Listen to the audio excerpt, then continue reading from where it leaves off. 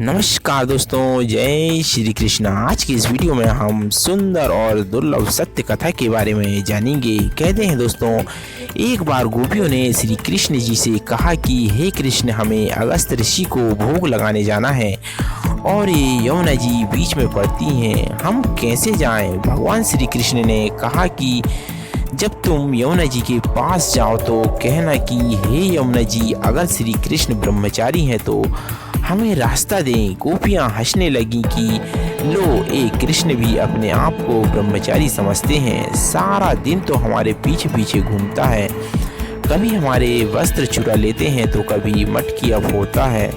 खैर, फिर भी हम बोल देंगी।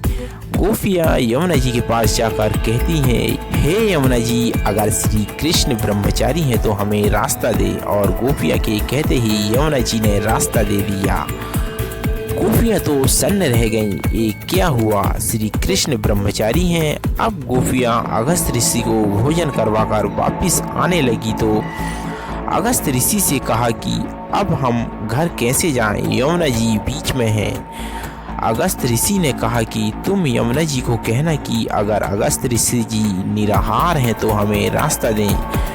गोपियाँ मन में सोचने लगी कि अभी हम इतना सारा भोजन लाई सो सब कटक गए और अब अपने आप को निराहार बता रहे हैं।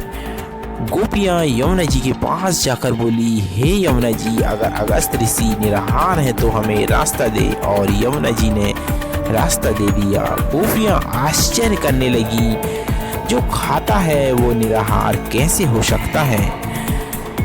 इसी अधेड़ बूंद में गोपियाँ कृष्ण के पास आकर फिर से वही प्रश्न किया। भगवान श्री कृष्ण कहने लगी, गोपियाँ, मुझे तुम्हारी तह से कोई लेन देन नहीं है। मैं तो तुम्हारे प्रेम के भाव को देखकर तुम्हारे पीछे आता हूँ। मैंने कभी वासनाओं के तहत संसार नहीं होगा, मैं तो निर्मोही हूँ, इसलिए यमुना ने आपको मार्ग दे दिया।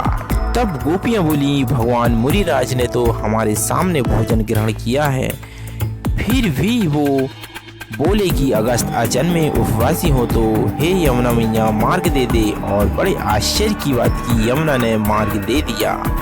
श्री कृष्ण हंसने लगे और बोले कि अगस्त अजन्मे ही उपवासी हैं। अगस्त मुनि भोजन ग्रहण करने से पहले मुझे भोग लगाते हैं और उनका भोजन में कोई मोह नहीं होता। उनको कतई मन में नहीं आता कि मैं भोजन करूं या भोजन कर रहा हूं। ओ तो अपने अंदर रहे मुझे भोजन करा रहे होते हैं, इसलिए और अजन्मा उपवासी भी हैं।